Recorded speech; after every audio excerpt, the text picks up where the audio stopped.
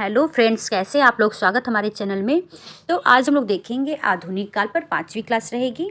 इसके पहले हम लोगों ने भारतीय हिंदू युग में उनकी विशेषताएं, उनकी क्या प्रवृत्तियां रही है भारतीय हिंदू युग की, भारतीय हिंदू हरिश्चंद्र जी को, बालकृष्ण भट्ट, प्रताप नारायण मिश्र आदि कवियों को पढ़ के समाप्त कर लिया है। और ये आज क्लास रहेगी लाला श्री निवास दास पर, और भी अन्य कवि हैं। तो इस क्लास को आप लोग अंत तक जरूर देखिएगा। चलिए बिना देरी की इस क्लास को हम लोग शुरू करते हैं। तो सबसे पहले हम लोग देखेंगे लाला श्री निवास दास को। तो सबसे पहले देखते हैं इनका जन्म कब हुआ था। विक्रमी संवत 1931 में। कब हुआ था? 1931 में इनका जन्म है। कब है? तो विक्रमी संवत में। विक्रमी संवत में।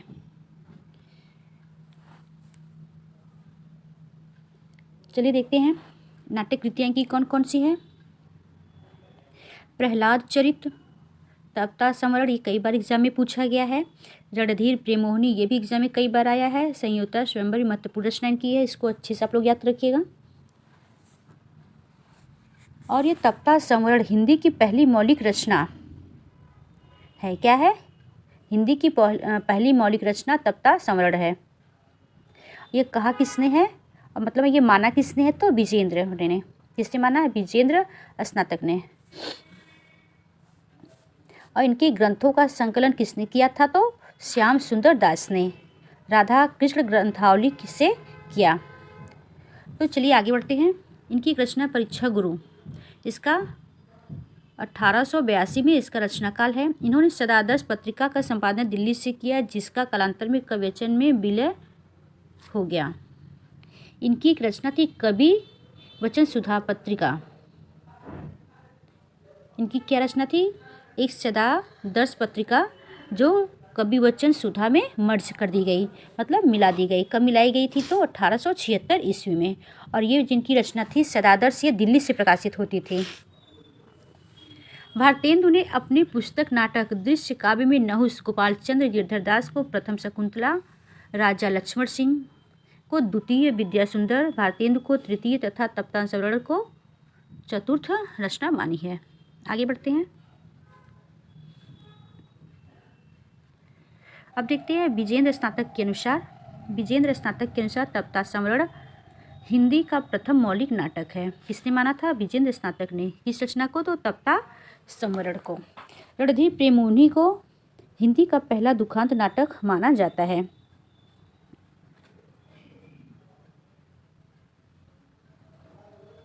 इन्होंने काशी नागरी प्रचारी सभा की प्रथम रिपोर्ट भी लिखी। काशी नागरी प्रचारी की प्रथम रिपोर्ट भी इन्होंने लिखी थी। इन्होंने भारतेंदु के अधूरे नाटक सती प्रताप को भी पूरा किया था।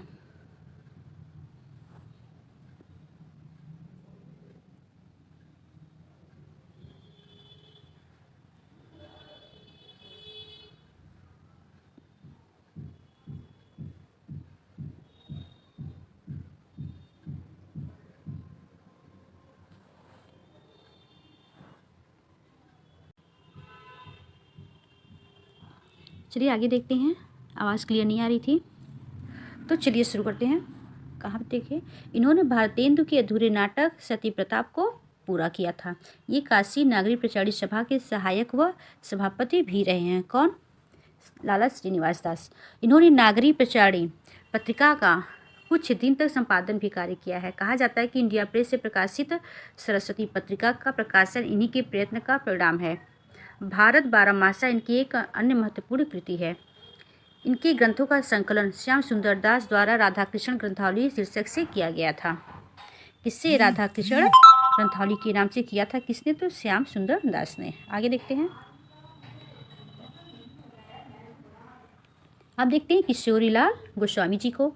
मूलतः उपन्यासकार हैं तथा अपने उपन्यासों का उद्देश्य प्रेम के विज्ञान का प्रचार मानते थे। इन्होंने उपन्यास नाम से एक मासिक पत्र भी निकाला। शुक्ल जी के अनुसार इनके बहुत से उपन्यासों का वर्ण्य विषय नवयुवकों पर बुरा असर डाल सकता है। उपन्यास इनका कौन कौन सा है? त्रिवेणी, स्वर्गीय कुसुम या कुसुम कुमारी, प्रणयिनी प्रणय, आदर्श बाला या लौंगलता, सुख सरवरी, लीलावती, प्रेममयी, राजकुमारी तारा, कनक कुसुम, मस्तानी, चपला या नव्य समाज, चित्र, चंद्रावली या उल्टा कुतूहल, हीराबाई या देह, यायिका बोरका। आगे बढ़ते हैं। चंद्रिका या जड़ाऊ, चंपाकली, मुंड की दो बातें या तिलस्मी, शीश महल, याकूती, तख्ती या यमज सहोदरा। इनकी जितनी भी रचनाएं हैं सब रचनाओं के दो नाम ज़्यादातर हैं। जिंद की लाश, रजिया बेगम या रंगमहल में हलाहल, ये भी महत्वपूर्ण रचना है। लीलावती या आदर्श सती, पुनर्जन्म या सौतिया डाह, गुलबहार, इंदुमती या वन विहंगी, लावण्यमयी, मालती माधव या मदन मोहनी। किशोरी लाल गोस्वामी को कुछ विद्वान भारतीयों का साहित्यिक तो मानते हैं। आगे बढ़ते हैं।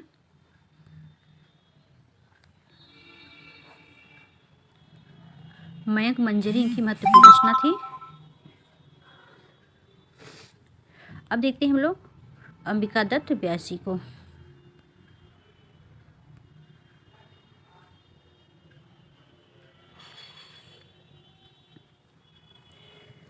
अंबिका दत्त व्यास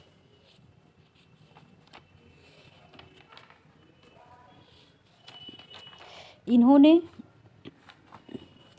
सबसे पहले देखते हैं अंबिका दत्त व्यास। सबसे पहले देखेंगे इनका जन्म काल क्या है। अंबिका दत्त का जन्म कब हुआ था तो 1858 में इनका जन्म हुआ था। कहाँ पर तो काशी में। कहाँ हुआ तो काशी में। ये महज 12 वर्ष की अवस्था में क्या लिखा था सरस्वती मन अष्टावधान। सरस्वती मन अष्टाध्यान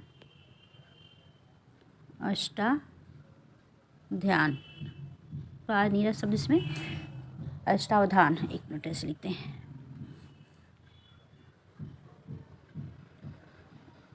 अष्टावधान क्या लिखा था। आदि लिखकर भारतेंदु को ही नहीं अपितु काशी में रसिक मंडल का भी ध्यान अपनी तरफ आकर्षित किया था। कितने वर्ष में लिखा था। महज 12 वर्ष की अवस्था में क्या लिखा था। सरस्वती मन अष्टावधान। चलिए आगे देखते हैं। इन्होंने इला, जया, मधुमालती तथा प्रमिला इत्यादि बंगला उपन्यासों का भी अनुवाद किया था। ये काशी नागरिक प्रचारी सभा के सभापति भी रहे हैं अंबिका दत्त। इन्होंने 1882 में हिंदी दीप्ति प्रकाश नाम से पत्रिका भी निकाली थी। कौन सी पत्रिका निकाली थी 1882 में। हिंदी दीप्ति प्रकाश। भारतेंदु ने 12 वर्ष की उम्र में सुकवि की पदवी क्या था 12 वर्ष की उम्र में सुकवि की पदवी दी थी। भारतेंदु किसे दी थी तो अंबिका दत्त व्यास को 12 वर्ष की उम्र में सुकवि की पदवी दी थी। इन्होंने 1882 में भागलपुर से वैष्णव पत्रिका नामक पत्र का भी संपादन कार्य किया अंबिका दत्त व्यास ने। आगे बढ़ते हैं। अब देखते हैं इन्होंने कुछ दिन तक पीयूष प्रवाह 1884 ईस्वी नामक पत्रिका का भी संपादन किया था। इन्होंने पीयूष प्रवाह नामक पत्रिका का भी संपादन किया था। कब किया था तो 1884 ईस्वी में। इनकी आत्मकथा क्या है निज वृत्तांत। ये भी कई बार पूछा गया एग्जाम में। अब देखते हैं इनकी काव्य रचनाएं कौन कौन सी है। पावस पचासा, सुकवि सतसई, श्री कृष्ण के बाल, लीला पर 700 दोहें, आनंद मंजरी, गणेश शतक, दास कौतुक 25, समस्या पूर्ति, सर्वस्व आश्चर्य वृत्तांत, कौतुक 50, बिहारी बिहार, रसीली कजरी, हो होरी, झूमन झमक, सहस्त्र नाम रामायण। जितनी भी इनकी रचनाएं ये सब बहुत ही महत्वपूर्ण है। इनकी और भी रचनाएं हैं जैसे हो गया आपका गणेश शतक, पावस पचासा, मन की उमंग। इनकी महत्वपूर्ण रचनाएं जो नाटक है। तो इन्होंने हिंदी संस्कृत में कुल मिलाकर 78 पुस्तकें प्राप्त होती हैं। इनकी कितनी पुस्तकें प्राप्त होती हैं इनकी 78 पुस्तकें प्राप्त होती हैं संस्कृत और हिंदी के मिलाकर। आगे बढ़ते हैं।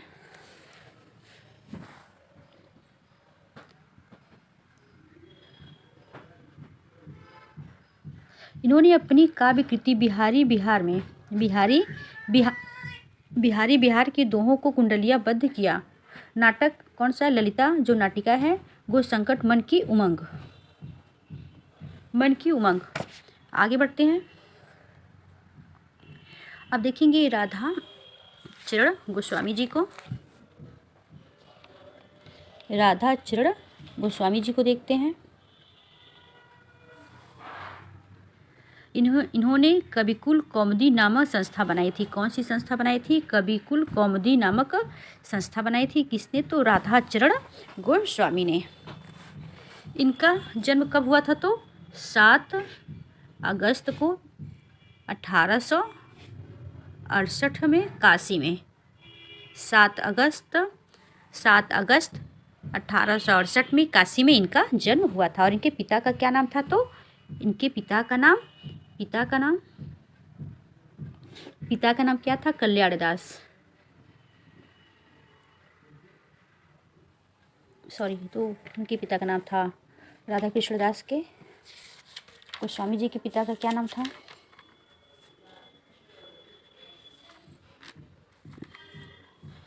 इसको आप हटा दीजिए। कल्याण दास राधा कृष्ण दास के पिता का नाम था। इनका जन्मकाल भी सही नहीं था। यहाँ से देखते हैं। इन्होंने कविकुल कौमुदी नामक संस्था बनाई थी। राधा चरण गोस्वामी इनकी रचनाएं नवभक्तमाल, दामिनी दूतिका, शिशिर, सुषमा इनकी महत्वपूर्ण रचनाएं हैं। और इनकी बहुत महत्वपूर्ण रचनाएं नवभक्तमाल। ये अपने को भारतेंदु का शिष्य मानते थे। राधा चरण गोस्वामी ये अपने को भारतेंदु का शिष्य मानते थे। राधा चरण गोस्वामी वृंदावन में भारतेंदु की प्रतीकात्मक उपस्थिति में भारतेंदु नामक पत्र संकलित किए थे।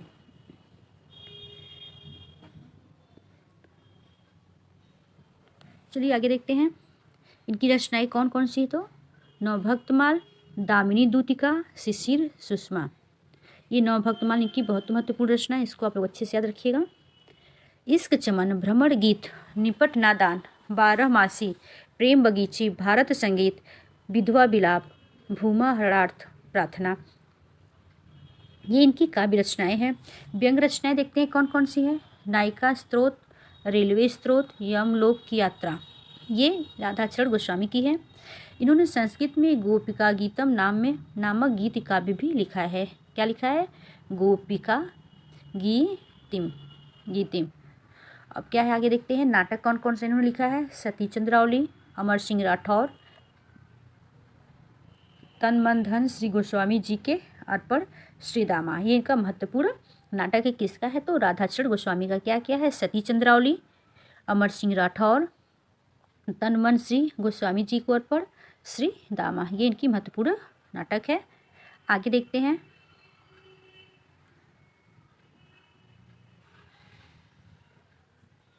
इन्होंने बिरजा, जामिनी तथा मृण्मयी नामक बंगला उपन्यासों का अनुवाद भी किया है। इन्होंने भारतेंदु नामक पत्र वृंदावन से निकाला था। कहाँ से? भारतेंदु नामक पत्र कहाँ से निकाला था? तो वृंदावन से। और ये पत्र प्रतीकात्मक रूप में निकाला था। ये ब्रज भाषा के पक्षपाती हैं। इन्होंने 1887 में हिंदुस्तान पत्र में खड़ी बोली के विरोध में एक लेख भी लिखा है। इन्होंने कहा कि खड़ी बोली में कवित्व, सवैया इत्यादि का निर्वाह नहीं हो सकता। क्या कहा था? कवित्व और सवैया इत्यादि का निर्वाह नहीं हो सकता। भंग तरंग तथा बूढ़े मुँह मुहासे लोग देखे तमाशे इनके प्रहसन है। भंग तरंग तथा बूढ़े मुँह मुहासे देखेंगे तमाशे इनके प्रहसन हैं। किसके हैं? राधा चरण गोस्वामी जी के। आगे देखते हैं।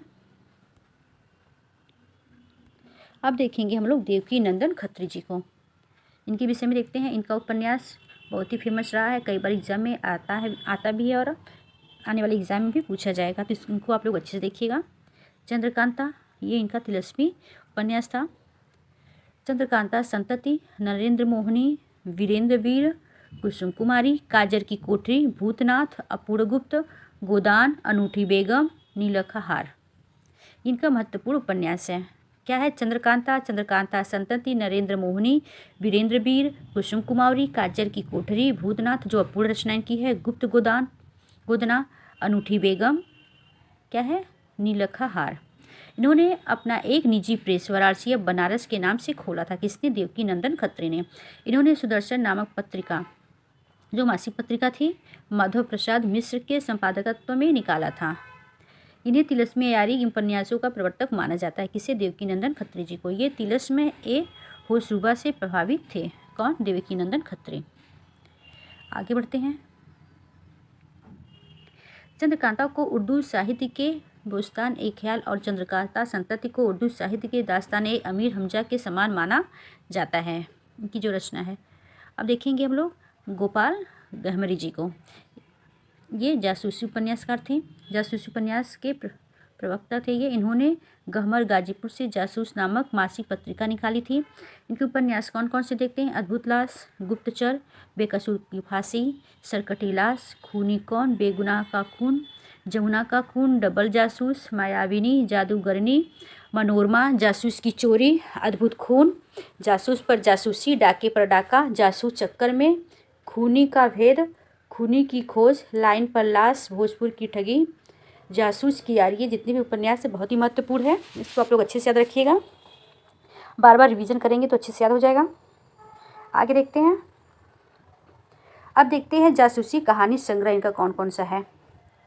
जासूस की डाली, हंसराज की डायरी। इन्हें हिंदी का कानन डायल भी कहा जाता है। किसे? गहमरी जी को। इनके अनूठी नाटक विद्या विनोद, देश दशा, यौवन योगिनी, दादा और मैं, और क्या है? चित्रागंधा, बनवीर, बब्रुवाहन। प्रहसन कौन सा है? जैसे को तैसा जो वृद्ध विवाह पर आधारित है। जैसे को तैसा जो वृद्ध विवाह पर आधारित रचना की है। अनुदित रचना चतुर चंचला, मानुमती, नए बाबू, नेमा, पतोहू, बड़ा भाई, देवरानी जेठानी, दो बहन, तीन पतोहू। इनके अनुदित उपन्यास हैं। इनके अनुदित उपन्यास प्रायः सामाजिक होते हैं। अब देखते हैं लाला सीताराम। इन्होंने अवध अखबार का संपादन किया था। इन्हें राय बहादुर की उपाधि मिली तथा काव्य क्षेत्र में इनका उपनाम भूप है। क्या है? भूप है। लाला श्री सीताराम, इनका उपनाम क्या है? भूप है। अनुवाद ग्रंथ कौन कौन सा इनका है? कालिदास के मेघदूत का, कुमार संभोम का, रघुवंश का, नागानंद का, ऋतुसंहार का एवं मृच्छकटिक, उत्तरामचरितम, मालती माधव, मालविकाग्निमित्रम। ये भी कालिदास का ही नाटक है। हितोपदेश, प्रजाकर्तव्य, शेक्सपियर के नाटकों का भी अनुवाद है। आगे देखते हैं।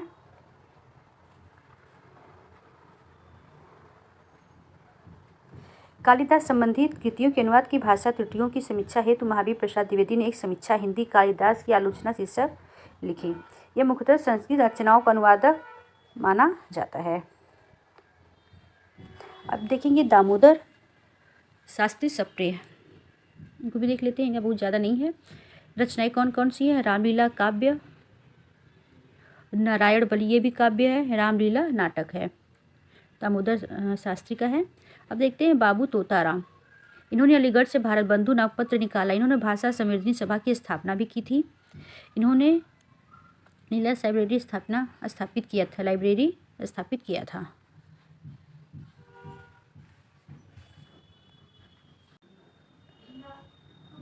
लॉर्ड लाइब्रेरी की स्थापना की थी। इनका निबंध अपूर्ण है। अपूर्ण स्वप्न, नाटक कीर्ति केतु, केटो, वृत्तांत, विवाह विडंबन, स्त्री सुबोधिनी इनकी चर्चित रचना है। राम रामायण शीर्षक से इन्होंने वाल्मीकि रामायण का अनुवाद प्रारंभ किया जो अपूर्ण है। आगे देखते हैं। अब देखते हैं लच्छीराम भट्ट की रचनाएं। प्रेम रत्नाकर, महेश्वर विलास, रावणेश्वर, कल्पतरु, मुनीश्वर कल्पतरु, महेंद्र भूषण, रघुवीर विलास, कमलानंद, कल्पतरु, लक्ष्मीश्वर, रत्नाकर, प्रताप रत्नाकर, रामचंद्र भूषण आदि इनकी रचनाएं हैं। इनकी रचनाएं पूछी जाती है, इनको अच्छे से आप लोग याद रखिएगा।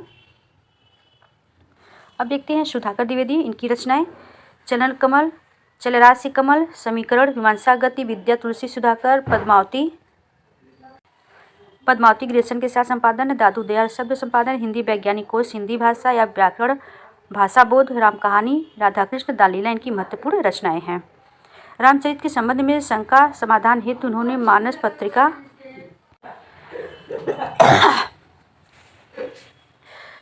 सुधाकर द्विवेदी को राजा राम मोहन रॉय। ये बेटा 2 मिनट, बस 2 मिनट का और बचा कर लेनी तो बेटा, मत परेशान करो। रुक जाओ यार, फिर बुखार लग रहा है कल का। मत घूमे बाबा, नहीं बोलोगे बड़ा मोबाइल मत चला तुझे, बस 2 मिनट का और बस बना ले दो। बोलिए बस।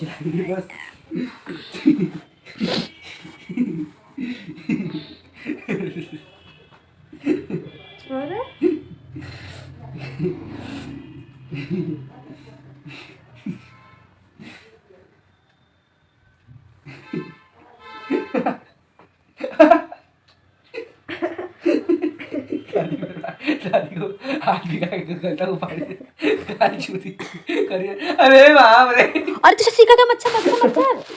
बताओ प्लीज तुषार शांत हो जा, बस थोड़ा सा बचा बेटा, पढ़ लेने दो। बाबू प्लीज मत बोला, मेरा खराब कर देते हो तुषार, बनाने दो, खुद नहीं बना पा रहे हैं। नहीं बोलोगे ना ऑन करें? ऑन करें, नहीं बोलोगे ना?